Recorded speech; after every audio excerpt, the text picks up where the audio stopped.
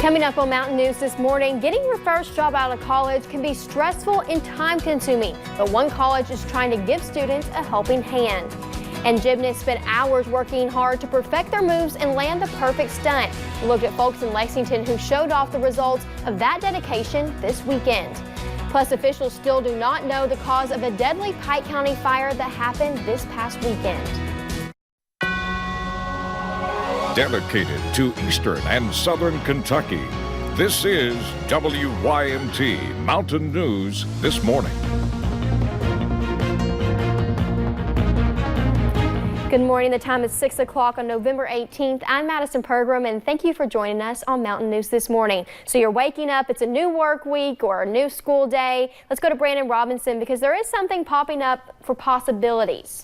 Exactly. We're seeing some scattered rain chances this morning. We were seeing a little bit of possible wintry mix earlier, but that has started to kind of fade out. Let's take a look at the last 6 hours here on the satellite and radar, and you see all that trying to build in a little bit in the overnight. Temperatures are now above freezing out there toward Monticello, Lake Cumberland, and I-75. So that pink is changing back over to green, which is showing more just a cold rain. 34, London, Somerset, Monticello, Williamsburg, and Jacksboro. That's kind of the area that is affected right now. To the east, we're seeing temperatures in the 40s in Prestonsburg, Pikeville, Wise, and Logan. Across the state, 37 in Paducah, 40 in Louisville this morning, 31 just to our north in Cincinnati, and 39 in Nashville and Knoxville this morning. Forecast today right around 50, mainly cloudy, some peaks of sunshine possible at times, and some scattered chances for rain right around 20%. Not a great chance. Your headlines for the coming days, though. After a dreary start to the week and those scattered rain chances, we'll see some midweek sun, but after that, more rain chances by the end of the week. The rest of that forecast coming up here in just a few minutes. Madison. Thank you, Brandon. Well, getting your first job out of college can be stressful and time-consuming, but Berea College is trying to relieve some of the pressure for its students. Olivia Russell shows us one way some students there are getting ready to step into a career. Berea College has already set students up for bright futures. I'm majoring in business administration with a concentration in accounting. The college is now teaming up with Macy's to help 110 students dress for success after graduation, giving them an exclusive shopping experience for interview suits. We know how important that first interview is, and we know that confidence building is huge. Feeling comfortable, feeling ready to answer the questions, why are you the best candidate?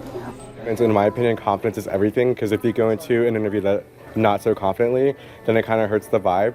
But if you go in looking great and you feel confident, then you have more chance of slaying the interview. The Macy's personal stylists are on hand, helping to find the right colors and sizes for each student, special for whatever career paths they take. I will be entering the finance industry, which is very suit and tie. And I'll be applying to law schools, and that's a very suit and tie environment. So I need to buy a lot of suits for every day of the week so I can be ready for court. Now that they have the clothes, these students are ready to look good, feel good, and do good as they count down the days until graduation. 21 days now. In Lexington, Olivia Russell, WKYT.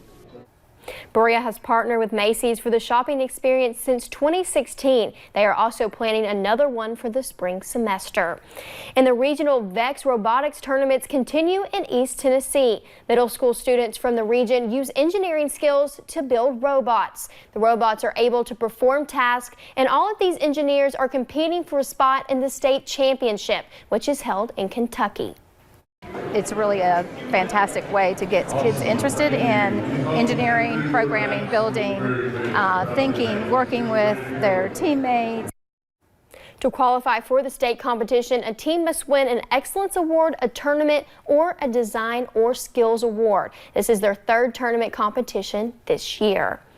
And if you happen to be taking a trip to the Great Smoky Mountains this week, be aware of a planned fire. They are planning a 660-acre prescribed burn on the western end of Cades Cove. Visitors should expect to see firefighters and equipment along Hyatt Lane in the western end of the Cades Cove Loop Road. The Loop Road and historic structures will remain open to visitors' use, but brief delays and temporary closures may occur to ensure public safety during burn operations. And the holiday season is known for happiness and a time of coming together. However, you should also be mindful of your safety. As the temperatures drop, some look for comfort near a fire or space heater. According to the National Fire Protection Association, heating equipment is the second leading cause of U.S. house fires and the third leading cause of fatal fires. Chief Michael Brown with the Prestonsburg Fire Department says no fire is a safe fire. Even going to bed, if you think the fire's small enough that's not going to create an issue, there's always something that can. You can decrease your risk of a house fire by turning off space heaters, putting out fires in your fireplace before you leave the room, and of course, changing the batteries in your smoke detector. And officials still do not know the cause of a fatal Pike County fire. The fire happened Friday in the Stone community. Investigators found the body of 11-year-old Isla Eastwood around 5:30 that morning. Her mother was seriously injured in that fire and taken to Pikeville Medical Center. And a few days ago, we told you about a way to help the family, and a photographer is holding a silent auction. Over the Moon Photography is auctioning off a family session valued at $175. Their original goal was $2,000, but they surpassed that within hours. And at last check, the total is now up to more than $11,000. To enter, head over to their Facebook page, and we have a link on our website, and one chance is $5. And gymnasts are no joke. They spend hours working hard to perfect their moves and land the perfect stunt. That's no exception for gymnasts with intellectual disabilities. Krista Frost stopped by one of the largest competitions Lexington has seen. 38 competitors, all hoping to do their best while, of course, cheering each other on. It's adorable. It's wonderful. And they're so talented. Oh, my gosh. And just for me, my heart is filled by seeing their little faces and how they came out and they were already celebrating like they'd won in the opening ceremony.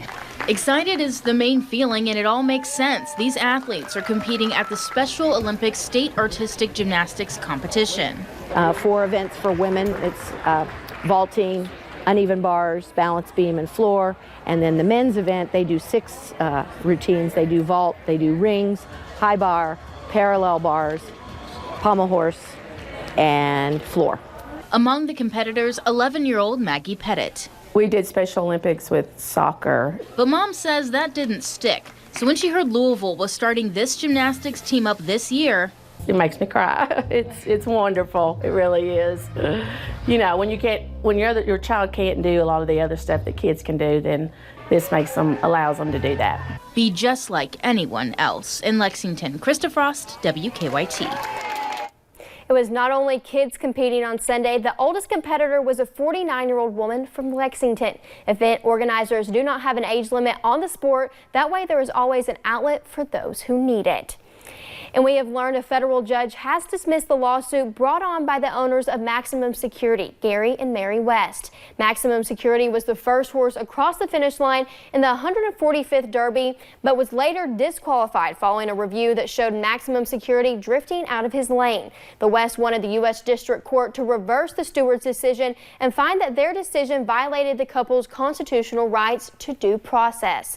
They also wanted to have the $3 million Derby purse be redistributed. Judge Karen Caldwell said Kentucky regulations state that the steward's decision in determining fouls and disqualification of horses is, quote, final and not subject to appeal.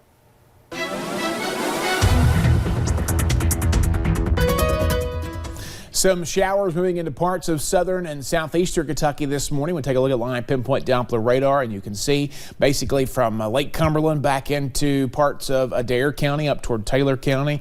Again, seeing some of that this morning coming back toward I-75. Well, we'll see that kind of drift across the area, so get the rain gear out, take it with you this morning just in case. Temperatures above freezing pretty much everywhere with the exception of Middlesboro there, and Ashland is too, both at 32, and we see some 40s toward Prestonsburg, Pikeville, Logan, and Wise. So different contrast this morning in temperatures. So a normal day for the most part for some of those temperatures, but a little extra because it's Monday and some of those temperatures are a little bit on the cooler side. Your Emojicast looking ahead. Chances for rain around today and tomorrow. Cloudy skies for the most part, but sunshine will return briefly on Wednesday. Madison.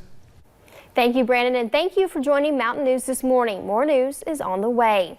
One of just 3 female blimp pilots in the world, an Ohio woman is using her skills to inspire others. And a 103-year-old woman is showing the world how for her, Age is just a number, and shared some thoughts on her long life.